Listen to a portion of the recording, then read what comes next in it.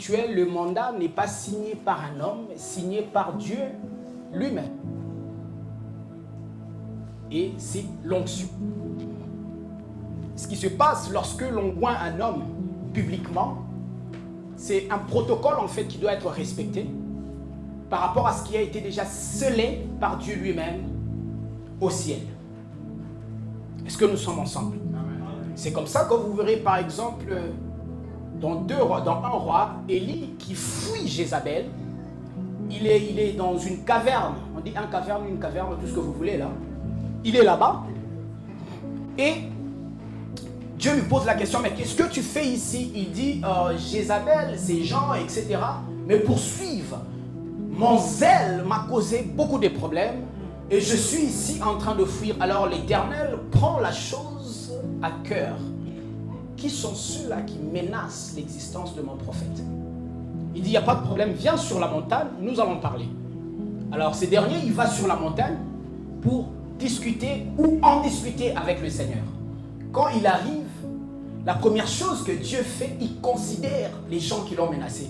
Vous savez, quand on était petit, quand vous allez à l'école et tout ça, quelqu'un vous bat, vous rentrez vite pour appeler un grand frère ou quelqu'un d'aussi fort ou de comparable pour qu'il vienne vous défendre. En vérité, c'est ce que Élie a fait. Il a dit, regarde, ces gens sont nombreux et je suis seul. Ils me combattent. J'ai pensé que Dieu avait dit, non, mais pourquoi? Toi, tu es mon... Non, Dieu a dit non. Ces gens n'ont pas le droit de faire ça. Mais viens, je vais te dire quelque chose. Tu vas oindre Azaël. Tu vas oindre Jéhu. Et tu vas oindre Élisée qui sera prophète à ta place. Mais regarde ce qu'ils feront. C'est que toute personne qui aura échappé à l'épée de Azaël n'échappera pas à l'épée de Jéhu. Et toute personne qui aura échappé à l'épée de Jéhu n'échappera pas à l'épée d'Élisée. Ou Élisée, excusez-moi. Mais Jéhu, son rôle, c'est de finir avec Jézabel. Élie était un grand prophète. Dieu n'utilise pas Élie. Jézabel fait peur à Élie. Mais Jéhu n'est pas connu dans la cité. C'est lui que Dieu va utiliser pour finir Jézabel. Suivez-moi très bien. Et donc Dieu il dit, tu oindras Élisée et il sera prophète à ta place. Ça s'est passé dans ce sens-là. Et nous connaissons ce qui s'est passé avec Jéhu. Lorsque il devait être oint, Dieu il demande au fils de prophète, il dit, va oindre Jéhu, mais regarde ce qui va se passer. Tu vas le trouver avec ses amis en train de parler. Ne le oins pas sous ton droit là. Prends-le dans une chambre cachée. Oins-le, sors par la porte derrière et fuis. Donc il y a des gens que Dieu peut oindre en coulisses pour un service aussi spécifique que finir avec Jézabel. Jézabel est une femme forte. À telle enseigne qu'elle dit à Élie, écoute, si demain, ça c'est quel degré de défi et d'assurance, si demain je ne fais pas sur ta tête ce que tu as fait à ces prophètes, ils ont gâté. Élie a entendu, il a dit non, je n'ai jamais été défié aussi à ce niveau. Alléluia. Mais Dieu va préférer faire oindre quelqu'un en coulisses pour finir cette mission-là. Nous l'avons vu aussi avec David, qui a été oint par Samuel, mais seul sur la montagne, pour en finir avec Goliath. Et cela, l'impact même de l'onction dans son aspect spirituel, c'est un mandat que Dieu signe lui-même comme vous donnant une mission particulière à pouvoir accomplir. Alléluia. L'onction.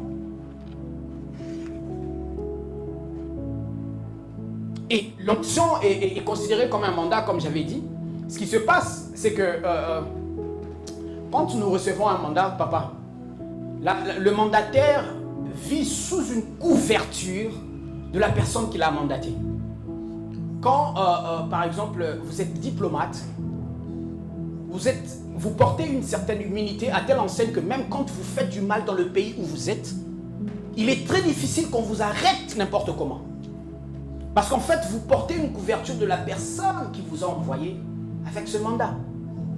Et c'est comme ça que ça se passe avec ceux-là qui reçoivent l'onction.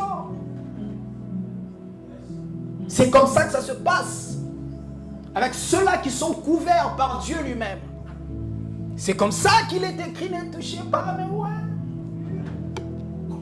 Parce qu'en fait, moi qui les a mandatés,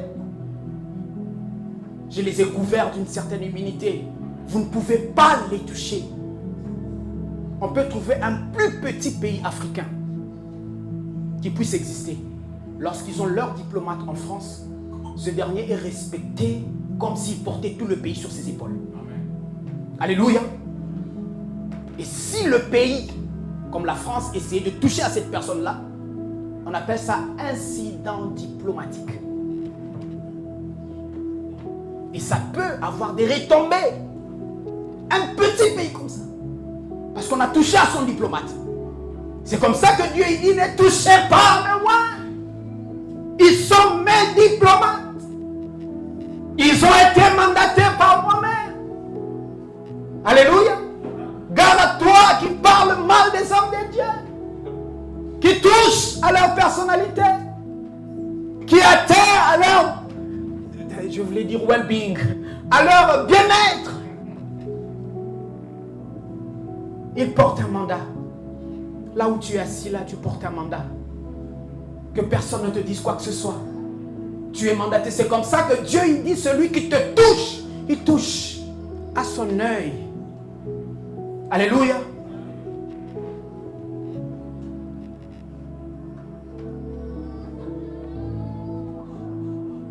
Nous devons souligner aussi que chaque mandat a un début et une fin, à son échéance.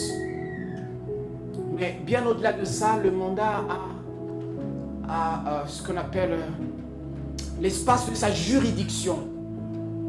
C'est-à-dire quand vous êtes mandaté de pouvoir travailler, par exemple en France, si vous utilisez les mêmes mandats pour aller travailler à New York, vous n'avez pas les mêmes prérogatives, on va vous arrêter.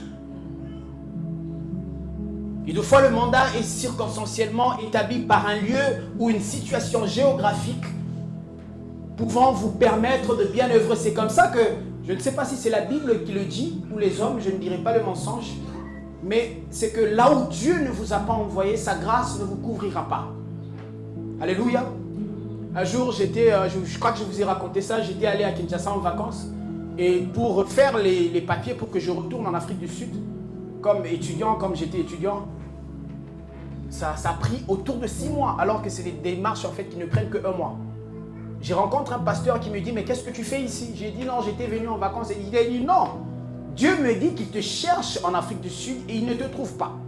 Et si tu traînes ici, tu vas avoir de problèmes parce que là où il t'attend, il ne te voit pas. Là où Dieu ne t'a pas envoyé, sa grâce ne te couvrira pas. Tu n'auras pas d'immunité diplomatique ou céleste si tu n'es pas au bon endroit où Dieu t'a envoyé. Ceux qui reçoivent les mandats sont affectés par rapport à des itinéraires qu'il faut.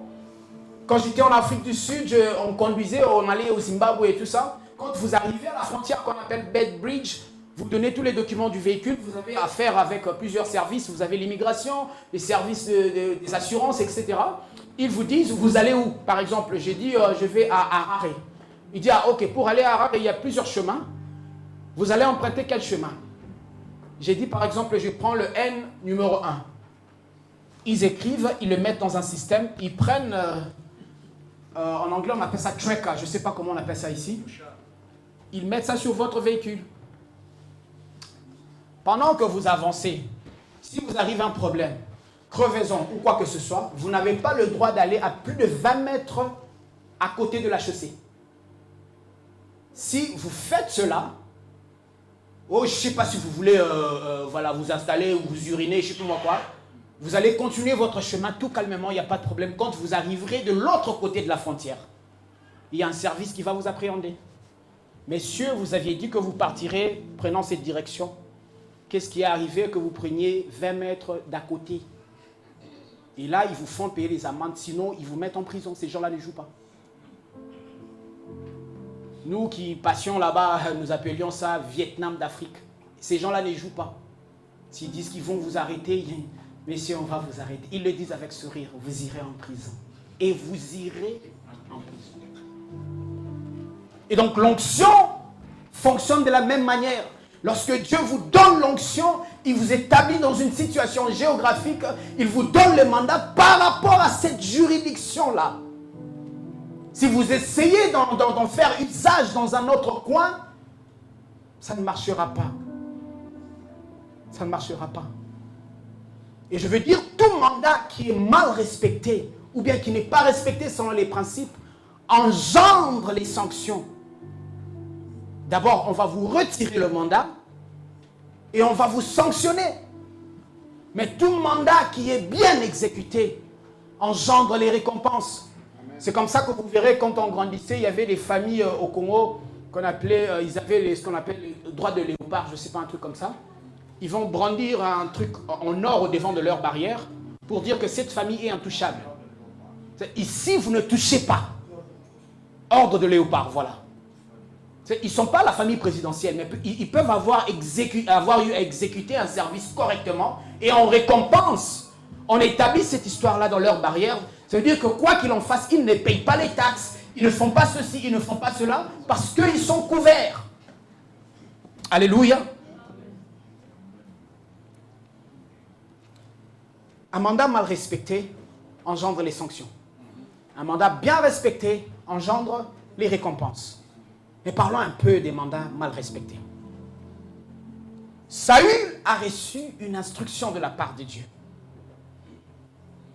Dans 1 Samuel chapitre 15, au verset 3, Dieu lui dit, tu vas aller frapper les Amalékites. Parce qu'ils ont été résistants à mon peuple, ils ont fait abaisser, tu vas exterminer tout. Dans le verset 3, il reçoit une instruction. Mais dans le verset 9, il fait autre chose. Il fait autre chose et il est sanctionné. Il est sanctionné. Moïse, dans Nombre chapitre 20, il reçoit le mandat. Ah, my God. Il reçoit le mandat dans le chapitre 8. Et il est avec Aaron dans le chapitre 11. Il fait autre chose. Dieu leur demande de parler au rocher. Parler, l'eau va ressortir. Ils y vont. D'abord, est-ce que l'eau serait sortie de ce rocher? Et ils frappent 2 fois. Pas comme pour exécuter l'ordre de Dieu, mais pour, frappant, exprimer leur colère contre le rocher. L'eau est quand même ressortie. Mais est-ce que le mandat a été respecté? Nous avons vu Samson qui devait conserver l'image de son onction, mais plus tard, après la pression de Delilah, ce dernier va révéler la source de sa force. Un mandat mal respecté.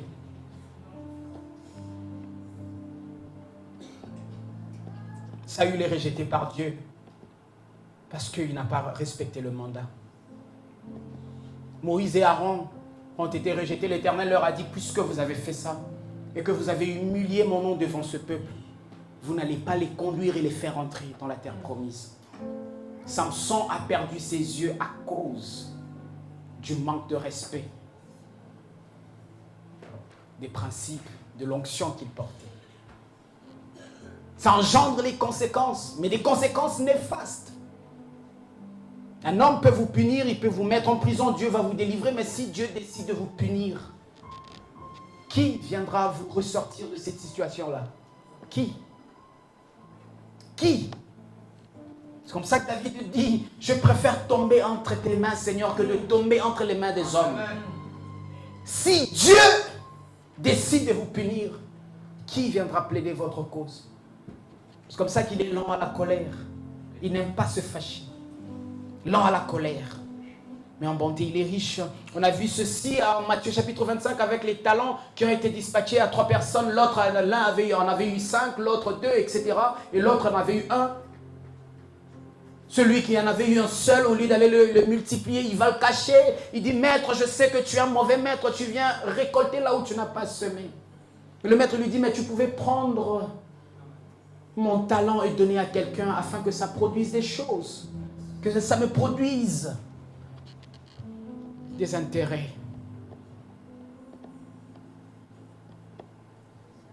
Et le mandat bien exécuté, comme je disais tout à l'heure, on va voir l'image de 2 personnes. On a vu le prophète Samuel qui a bien exécuté son mandat, à telle enseigne que même quand il est mort, Saül qui avait l'intention d'appeler les femmes qui font la nécromancie, je l'ai dit l'autre fois ici, on va même faire appel à son être étant mort parce que c'était tellement un mandat bien respecté que voilà, les gens avaient toujours besoin de ce qui était en lui de ressortir. Alléluia. On en a aussi vu avec Élisée qui était mort avec un mandat bien respecté à telle enseigne que même quand il est mort, on pouvait faire usage de ses eaux. Écoutez-moi très bien, j'ai quelque chose de bien à vous dire ce matin. Quelque chose de très bien. Il est tragique, pasteur, de comprendre ce qui se passe maintenant. L'onction symbolise en fait la présence du Saint-Esprit qui est établi sous forme de mandat, qui nous donne l'habilité de pouvoir faire les choses que nous faisons, qui nous donne la possibilité de pouvoir chanter, de pouvoir modérer, de pouvoir prêcher, de pouvoir essuyer la maison des dieux, jouer à la musique et toutes ces choses-là. Et c'est à cause de l'onction que nous parlons en langue, c'est à cause de l'onction que nous avons des visions, c'est à cause de l'onction que nous arrivons à prêcher, c'est à cause de l'onction que nous avons le discernement, c'est à cause de l'onction que nous savons faire la différence entre ce qui est bien et ce qui est mal, c'est à cause de l'onction que nous avons toutes ces choses-là, c'est à cause de l'onction que nous pardonnons aux autres, c'est à cause de l'onction. La Bible dit dans Zacharie chapitre 4 verset 6, ce n'est ni par la force, ni par la puissance, mais c'est par mon esprit. C'est en fait par l'onction que nous faisons tout ce que nous faisons. Pas parce que nous sommes intelligents, pas parce que nous sommes assez capables de faire quelque chose. Je vous ai dit au début, l'onction est la possibilité, en fait, que Dieu nous donne de pouvoir exécuter certaines choses. C'est comme une force. En anglais, on appelle ça a power of enhancement. Une force qui vous booste de pouvoir faire des choses. L'onction. J'ai une question pour tous ce matin. Si l'onction est la raison pour laquelle nous guérissons les malades, si l'onction est la raison pour laquelle les morts sont ressuscités, si l'onction est la raison pour laquelle voilà, les personnes possédées sont délivrées, si l'onction est la raison pour laquelle les personnes qui vivent dans l'addiction rejettent et changent leur vie d'addiction à l'alcool, si l'onction est la raison pour laquelle l'évangile est prêché, si l'onction est la raison pour laquelle les femmes stériles enfantent, si l'onction est la raison pour laquelle toutes ces choses nous arrivent, et pourquoi ces choses dans notre église d'aujourd'hui n'arrivent plus? Pourquoi? Pourquoi nos églises sont devenues sèches? Nous parlons d'onction tous les jours. Nous sommes nombreux à parler en langue. Nous prêchons l'évangile, oui. Si l'onction est la cause pour laquelle nous pouvons imposer les mains aux malades et les malades sont guéris, si l'onction est la raison pour laquelle lorsque nous prêchons, les cœurs sont changés, mais pourquoi aujourd'hui les cœurs ne changent pas? Pourquoi aujourd'hui les vies ne sont pas transformées? Pourquoi les païens aujourd'hui ne nous envient plus? Pourquoi ces choses ne se passent plus dans la maison de Dieu? Pourquoi? Pourquoi? Pourquoi? Dans Psaume 24, la Bible dit, la voix de l'Éternel fait enfanter la biche. Oh, elle dépouille les forêts et dans sa maison, tous s'écrient gloire. Où est cette gloire? Dans Jean chapitre 17, il dit, je leur ai donné la gloire que tu m'as donnée. Où est l'onction? Pourquoi les âmes ne sont plus guéries? Pourquoi les âmes ne sont plus sauvées? Pourquoi il n'y a plus de changement? Nous venons à l'église parce que c'est la routine. Nous venons à l'église parce que nous allons nous rencontrer après, parler des autres. Nous venons à l'église parce que nous allons nous rencontrer et montrer les vêtements que nous portons. Nous allons venir à l'église parce que c'est tellement la routine. Oh, Dieu a sanctifié ces lieux. Dieu a sanctifié ces histoires. Nous l'avons lu au début ici lorsque Dieu parle à Moïse. Il dit sanctifie ces choses et tout ce qui touchera à ces choses sera très saint. Ah mon Dieu, je dis à quelqu'un, tu viens t'asseoir sur une chaise aussi sainte, mais pourquoi il y a changement? Il n'y a pas de changement dans ta vie. Pourquoi? Cette caméra qui me filme est sainte. Ces lumières sont saintes. Pourquoi? Pourquoi? L'onction devient aujourd'hui comme un slogan qu'on peut utiliser pour exhiber ce savoir-faire. Nous venons à l'église où nous rencontrons les hommes de Dieu qui savent tellement parler, qui sont des bons parleurs, alors que la Bible dit le royaume de Dieu ne consiste pas en des discours persuasifs, mais en la démonstration de la puissance de l'Esprit. Où est cette démonstration? Amen. Elle est où cette démonstration? L'onction. L'onction devient quelque chose à fouler aux pieds aujourd'hui, tellement que les hommes sont incrédules. Et personne ne s'en reproche de quoi que ce soit. Nous venons à l'église comme une routine. Nous nous saluons, nos cœurs sont loin l'un de l'autre. Nous sommes tellement hypocrites et menteurs. Et nous voulons que Dieu change des choses. Je parlais à une certaine femme, elle dit, je suis en train de dormir. Tu dors par terre, le mensonge, tu ne veux pas arrêter. Pourquoi tu dors par terre? Quand on check ta vie, on voit des choses. Et tu dis, tu dors par terre. Dans Ésaïe 58, on explique le vrai jeune papa. Lorsque tu gênes, tu déchires tes vêtements, tu portes les sacs. Akab a confondu les choses en Israël. Il a conduit le peuple de Dieu dans l'idolâtrie. Mais le jour où Dieu lui envoie un prophète pour les punir, Akab va enlever ses vêtements. La Bible dit qu'il marchait tout doucement. Il parlait à Dieu. Et Dieu envoie le prophète. Il dit, tu as vu Akab, il s'est repenti. Oh mon Dieu, j'accepte de le pardonner, mais sa progéniture subira. Nous oublions que ce que nous faisons aujourd'hui, même quand nous allons demander pardon à Dieu, ceux qui viendront derrière nous risquent de subir. Les parents mangeaient les raisins verts, les enfants ont des dents agacées. Où est l'onction? L'aspect, la gloria suvai. Nous parlons en langue. Nous prophétisons.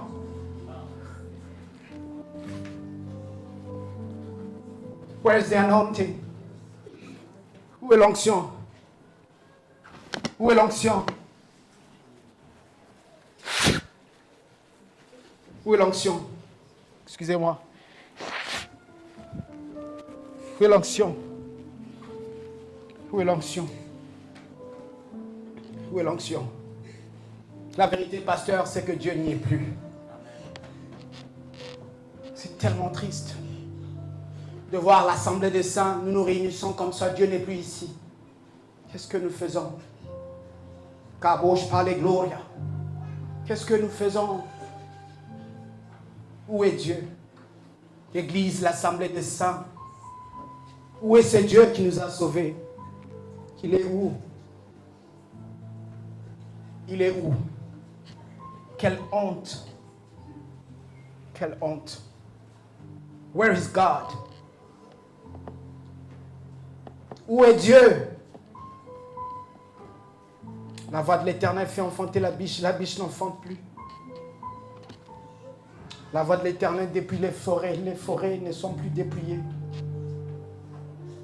Dans son palais, tous ces cris gloire, la gloire n'y est plus.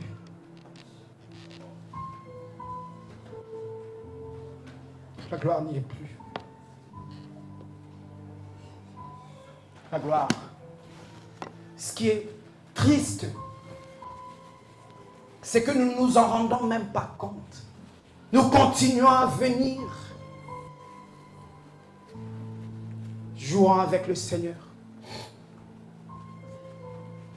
Dans une des langues de mon pays, on dit Abacheza Kenamungu. On ne joue pas avec Dieu.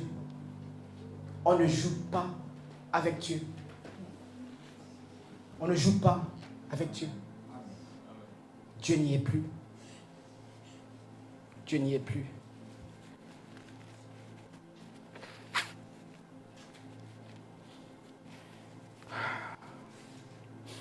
Dieu n'y est plus, pasteur, à telle enseigne que ce qui nous reste, c'est... J'en partageais avec un frère. Excusez-moi, je vais prendre mon chemin. Voilà. J'en partageais avec un frère. Ce qui se passe aujourd'hui dans nos églises, pas seulement à Victory Church, dans nos églises, c'est que nos réchauds sont débranchés. Quand vous débranchez la plaque, il reste une forme de chaleur. Mais c'est un problème de temps. Pour que vous vous en rendiez compte que le feu est parti complètement. Lorsque Moïse avait ses mains levées vers le ciel, il gagnait la bataille. Et lorsque ses mains étaient baissées, l'Israël perdait. Ses mains levées vers le ciel étaient un signe d'être branché à l'énergie céleste. Et lorsqu'il baissait ses mains, il n'en avait plus. L'Église a baissé ses mains. L'onction devient un slogan. L'onction qui ressuscitait le mort dans le temps de la Bible, à telle enseigne que même l'ombre des hommes de Dieu pouvait lever, guérir les malades, leur mouchoir pouvait faire des choses. L'onction est tellement partie que nous vivons l'époque où les miracles sont fabriqués. Les hommes de Dieu appellent les gens, ils leur disent, va connaître la vie de telle personne. Comme ça, quand ils viennent, je vais parler de leur numéro de téléphone, je vais parler de ce qui traverse leur vie, je vais même leur dire le sous-vêtement qu'ils portent. Et nous aimons des choses comme ça. Hey, il a cité son nom, il n'y a plus d'onction. Il n'y en a plus. Il n'y en a plus. La parole de connaissance est quelque chose de naturel lorsque quelqu'un est connecté à Dieu. La parole de sagesse est quelque chose de naturel lorsque quelqu'un est connecté à Dieu. Les gens commencent à forcer, à falsifier, à orchestrer les miracles parce que Dieu n'y est plus. Dieu n'y est plus. Dieu n'y est plus. C'est triste, pasteur. Lorsque Moïse et Aaron ont péché, ils ont cru que Dieu allait continuer à marcher avec eux. C'était un problème de temps. Jusqu'à ce que Dieu il dit à Moïse, là où vous allez dans cette montagne, Aaron n'y rentrera plus. Aaron va y rester. Prends ses enfants, dépouille-les de ses vêtements sacerdotaux. Dépouille-les de ses vêtements sacerdotaux. Mais Aaron est resté prêtre après avoir frappé le rocher 2 fois. Il continue à être prêtre. Ce qu'il ne savait pas, c'est que son réchaud était débranché. C'était juste un problème de temps. La Bible dit, dans le livre de Juges, que Samson s'est réveilla, voulant combattre les Philistins comme il en avait l'habitude. Mais ce qu'il ne savait pas, c'est que la gloire, la Bible dit ce qu'il ne savait pas, que Dieu l'avait quitté. Tu veux combattre tes ennemis, Dieu n'est plus avec toi. Dieu l'avait quitté. Il se lève, il veut combattre les Philistins. Tu vas les battre avec quelle force? Tu as trahi le mandat. La personne qui te l'avait signé l'a retiré. L'a retiré. L'a retiré. Où est l'onction? Où est l'onction? Les gens pleurent à l'église. Les malades se multiplient. Les pasteurs ne savent plus faire des choses. Tout le monde est déconnecté de Dieu. Les gens viennent avec les cancers qui traînent. On a eu coronavirus ici. On n'a pas vu une église qui se dit « Niet, ça suffit. Ça suffit. » On n'entendra plus parler de ces choses. Les églises sont fermées parce que l'église ne produit plus rien. On ferme les églises hier. Pendant ce temps, nous parlons en langue. Nous prenons même l'opportunité de parler sur Internet. Qu'est-ce que vous direz sur Internet que vous n'avez pas pu dire en face? Si en face, vous n'avez pas performé les miracles, vous le ferez par les réseaux sociaux. Quelle honte! Il n'y a plus de miracles. Les femmes stériles viennent chaque jour dans nos églises. Elles rentrent alors que les Écritures disent que dans la cité de l'Éternel, il n'y aura pas de femmes stériles, non pas celles qui avortent. Pourquoi elles avortent? Pourquoi il y a des fausses couches? Les enfants meurent. Pourquoi? Pourquoi? L'onction. Where is the anointing of God in the church? Where is it? My sister, where is it? Où est l'onction? Où est l'onction? J'ai une bonne nouvelle pour toi. J'ai une bonne nouvelle pour toi. J'ai une bonne nouvelle pour toi, dis Amen. Amen. Il existe plusieurs types d'onction, mais je vais en parler d'eux. Je trouve être particulier. Le tout premier, c'est l'onction sur toi. Alléluia.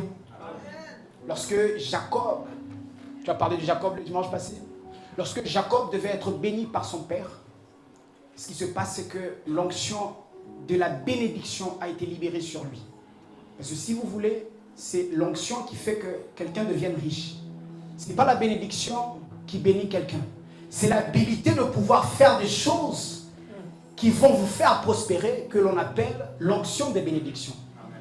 Et c'est ce que Jacob a libéré, Isaac a libéré sur Jacob. C'est comme ça que lorsqu'il est allé dans la maison de Laban, tout ce qu'il touche prospère.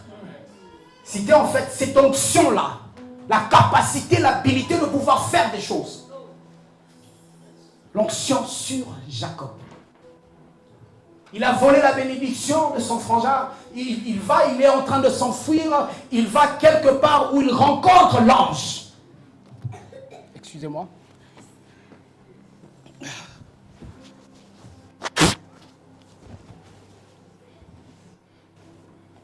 Papa, il rencontre l'ange.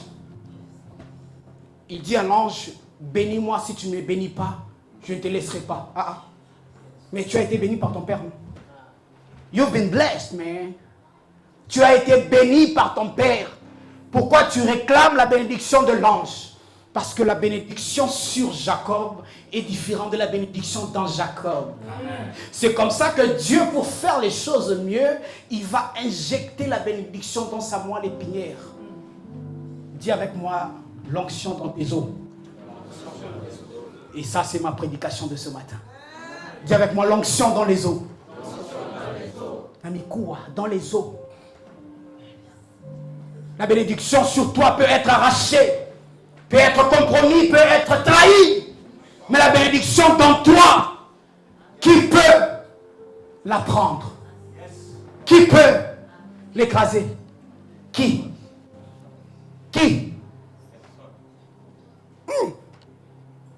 L'onction sur toi est différente de l'onction en toi.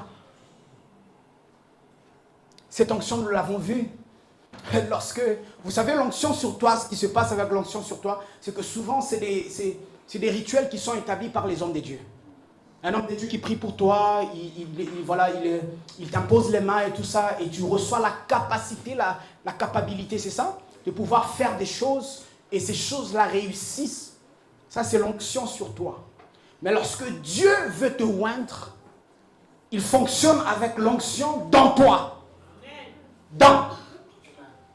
C'est la même forme d'onction qu'on a vue lorsque Dieu est en train de créer la femme de part vers l'homme dans Genèse chapitre 2.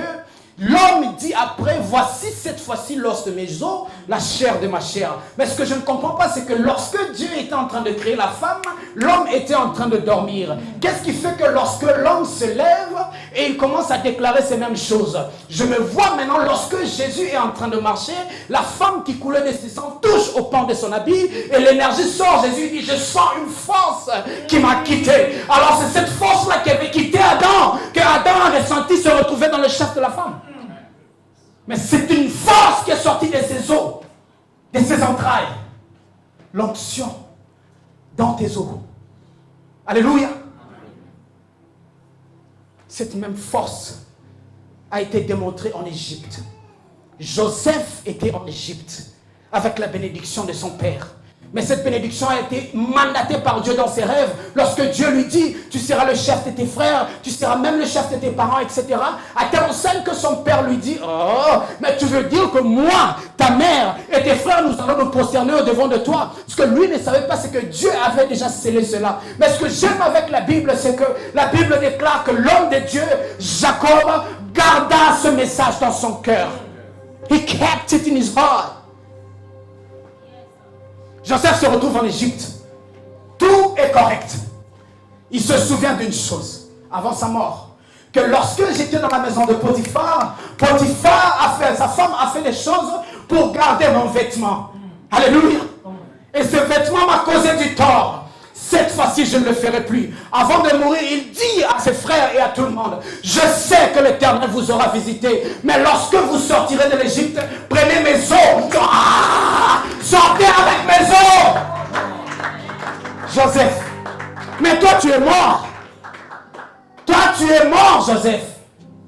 Est-ce qu'en Égypte, il n'y avait pas des Israélites qui étaient aussi morts comme Joseph? Le problème, ce n'était pas tout le monde qui mourait. C'était l'onction qui se retrouvait dans les os des qui. Et la Bible déclare, lorsque Moïse est sorti avec les enfants d'Israël, il a déterré les os de Joseph. Il est parti avec. Cette même histoire se retrouve avec Élisée. Élisée était mort, oh mon Dieu. On prend un cadavre que l'on jette, juste comme ça. Ça tombe en contact avec les os d'Élisée, la personne se lève. C'est ça qu'on appelle l'onction. Même quand ta chair est faible, l'onction dans tes os doit se manifester.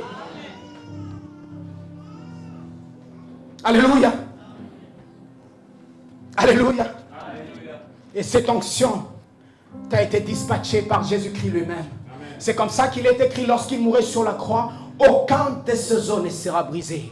Parce que si on brisait les os de Jésus, ça veut dire que l'onction que toi tu devais recevoir de cet homme serait aussi brisée. Le fait que ces os n'ont pas été brisés, ton onction ne sera pas brisée. Tu peux être attaqué, il n'y a pas de problème. Tu peux être embêté par les esprits, il n'y a pas de problème. Mais l'onction que Jésus a libérée en toi, de la même manière Jésus représentant le second Adam, selon 1 Corinthiens, de cette même manière qu'il représente le second Adam, et que Dieu va faire endormir le tout premier Adam pour retirer Ève de son sommeil, de cette même manière, Dieu l'a endormi sur la croix pendant 3 jours. Pour que toi tu sois né, toi qu'on appelle l'église. Pour que toi tu sois ressorti de ses entrailles. Pour que toi tu sois ressorti de ses peines. Pour que toi tu sois ressorti de ses os. Afin que tu sois considéré une église. Mais pas une église comme toutes les autres. Une église ointe. Alléluia. Le problème n'est pas d'avoir l'onction dans ses os. Le problème c'est que qu'est-ce que tu en fais? Il y avait un homme en Afrique du Sud qui mourait. C'était un prophète congolais. Il s'appelait Haïdi Nabala. Le monsieur était extrêmement malade. Il ne parlait plus. Il ne parlait plus. Dans la cellule où il était, un homme va mourir. On rapproche la personne morte d'auprès de l'homme de Dieu qui était extrêmement malade. Il touche la personne morte et il revient à la vie. Mais lui, il est extrêmement malade. C'est en fait ça l'onction dans tes os. Même quand ta chair s'affaiblit, il y a toujours quelque chose en toi que le diable ne pourra pas voler. Si le diable a dû voler plusieurs choses, si le diable a volé l'onction dans le premier Adam, l'onction que Dieu t'a donnée dans le deuxième Adam ne sera pas volée. C'est une onction que Dieu lui-même chérit. Et il y a quelque chose que tu devras faire. Je vais finir ma prédication. Oui, je... Il y a quelque chose que je vais faire.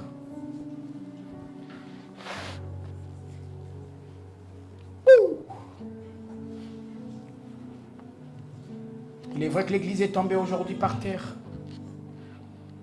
Il est vrai que l'église n'impressionne plus personne. Quand on parle de l'église, on passe pour des farceurs.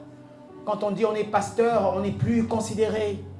À l'époque, quand on portait la colle pastorale, je ne sais pas encore, on était tellement respecté qu'on avait l'accès à tout. Aujourd'hui, quand vous portez, ça fait même honte de fois de pouvoir le porter parce qu'il y a tellement de farceurs. L'église, je parle de l'église locale, l'église corps du Christ. Il n'y a plus rien. Il y a un message pour toi ce matin. Il est écrit dans 2 Chroniques chapitre 6. Chapitre 7. On va le lire. Chapitre 7, 13 à 15. Il dit, lorsque je fermerai le ciel, lorsqu'il n'y aura plus de pluie, lorsque j'enverrai la peste et toutes ces maladies en vous, si mon peuple sur qui est invoqué mon nom s'humilie, prie, cherche ma face et se détourne de ses mauvaises voies, je l'écouterai du ciel. Je guérirai ses plaies et son pays. J'aime quand on le dit en anglais. If my people who are called by my name shall humble themselves. Oh my God. If my people who are called by my name shall humble themselves. Alléluia. Si mon peuple, sur qui est invoqué mon nom, s'humilie et prie, cherche ma face et se détourne de ses mauvaises voies, je l'écouterai du haut où je suis. Ce matin, un seul message pour toi. Humilie-toi dans la présence de Dieu. Dieu veut te restaurer. Dieu veut restaurer son église. Pas l'église qui trouble les hommes. Pas l'église qui embête les autres. Pas l'église qui prétend être une église où nous avons des farceurs, nous venons parler en langue, juste après avoir parlé en langue. Nous nous comportons exactement comme des païens. Nous prophétisons, mais les prophéties ne s'accomplissent plus. Tellement que nous prophétisons dans la fausseté. Alors qu'il est écrit que lorsqu'un prophète prophétise au nom de Dieu ou d'une divinité, lorsque Dieu ne l'a pas envoyé de prophétiser, ce prophète-là mourra. Je crois que c'est dans Deutéronome 18-20, je pense. On prophétise, mais qu'est-ce qui se passe? Pourquoi ces choses ne sont plus exécutées? Dieu n'y est plus. Mais si mon peuple sur qui est invoqué mon nom s'humilie et prie. Je ne sais pas la connexion que tu as avec Dieu, que tu as perdue. Je ne sais pas, ça fait combien de temps que tu viens de la maison de Dieu, tu n'as plus un cœur connecté à Dieu. Tu fais comme la routine.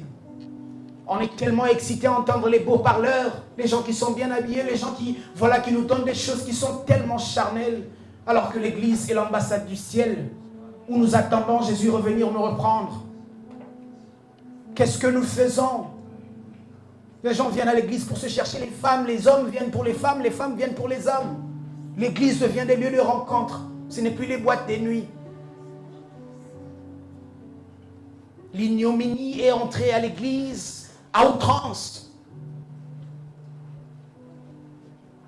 Mais si mon peuple sur qui est invoqué mon nom s'humilie, la seule chose qui peut nous sauver quand on se fléau, c'est que nous nous humilions auprès de Dieu et que nous changeons nos cœurs.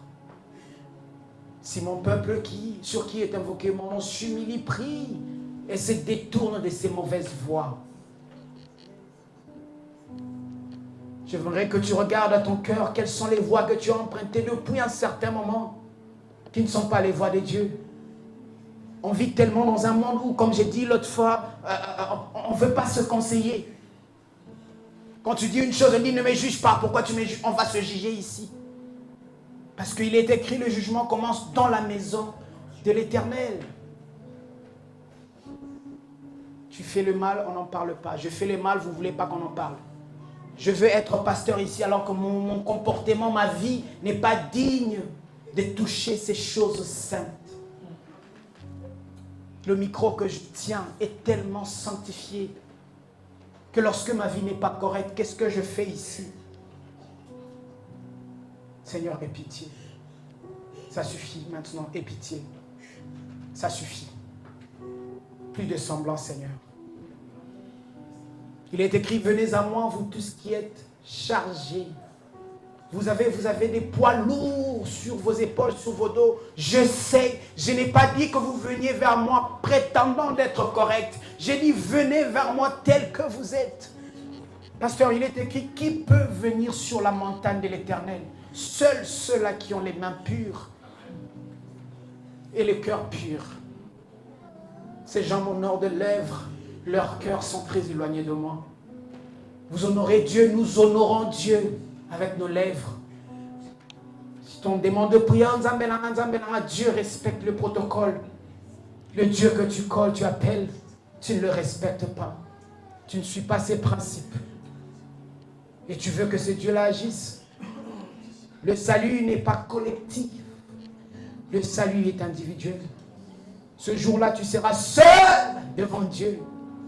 Et il te posera des questions sur l'onction qu'il a établie sur toi. sur le mandat qu'il t'a donné. On vient à l'église, on n'évangélise plus. On ne parle plus des dieux ailleurs. Dans les taxis, nous sommes calmes. Nous nous habillons comme le monde. Dans nos lieux de travail, on ne sait même pas que nous sommes chrétiens. Et lorsqu'on vient à l'église, on prétend être aussi attaché à Dieu. Mais Dieu, il connaît nos cœurs. Il connaît la profondeur des choses que nous faisons. C'est lui qui sonde le cœur et le rein. Il connaît les lieux les plus cachés de ce monde. Là où il fait très noir, Dieu connaît. Il connaît les conversations que nous avons en secret. Il connaît les choses que nous faisons lorsque les hommes ne sont pas là. Mais si mon peuple sur qui est invoqué mon nom s'humilie et prie et se détourne de ses mauvaises voies, moi Dieu, j'écouterai du ciel. Je vais prier avec toi. Toi qui as un cœur touché par ce message. Et tu dis, Seigneur, trop c'est trop. J'ai prétendu te servir. J'ai prétendu être servante, serviteur. J'ai prétendu être pasteur, évangéliste, apôtre, chantre, protocole, même membre normal. J'ai prétendu, mais mon cœur est au courant de mes actions. Aujourd'hui, je veux m'humilier dans ta présence. Restaure ma vie et réactive mon onction. Si tu es là, viens, je vais prier avec toi.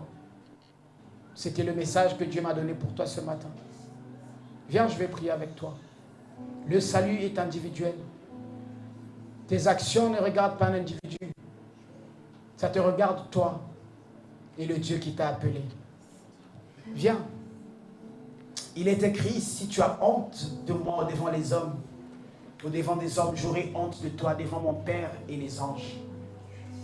Viens, je vais prier avec toi. Viens. Que les hommes se moquent de toi, il n'y a pas de problème. Que les hommes t'injurient, il n'y a pas de problème. Que les hommes t'insultent, que les hommes disent ce qu'ils peuvent dire.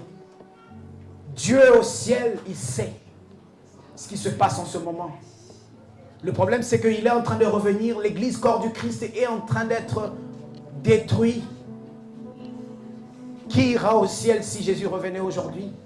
Ce serait une honte que Jésus revienne aujourd'hui et qu'il nous trouve, nous tous, là. Pas prêts à espérer la gloire à sauver. Yeshua. Yeshua.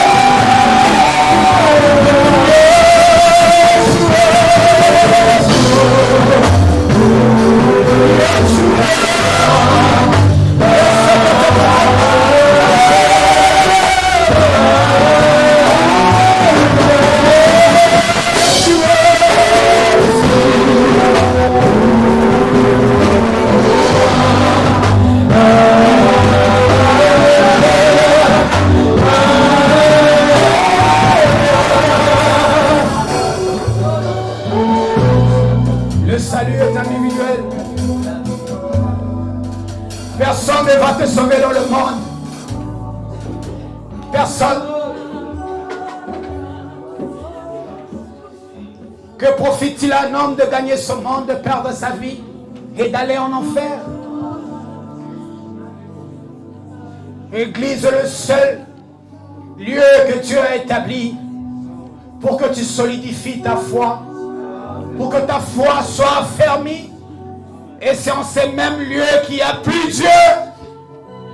Mais si mon peuple sur qui est invoqué mon nom, si mon peuple qui appelle à mon nom m'appelle encore, et qui changent leur vie, je les écouterai. Si mon peuple qui m'invoque, si mon peuple qui dit qu'ils sont à moi m'appelle encore, s'ils disent encore Seigneur viens, je viendrai. Je viendrai. Oh, et ce Dieu est là ce matin. Pas parce que toi tu es mieux, mais parce qu'il a dit si mon peuple sur qui est invoqué mon nom. Ça suffit maintenant, Seigneur, je rentre à la maison. Ça suffit maintenant, j'en ai trop fait, ça suffit. J'ai trop prétendu, ça suffit.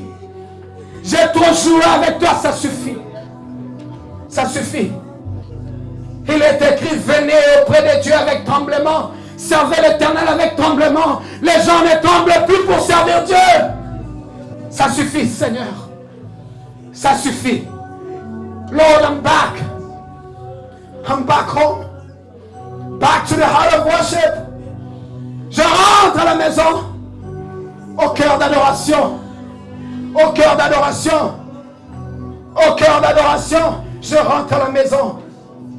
Je rentre à la maison. J'en ai trop fait, ça suffit. J'ai cru que l'église était un lieu de jeu. C'était un lieu de rencontre. Mais ça suffit maintenant. Mon salut en premier. Mon salut en premier. Ça suffit.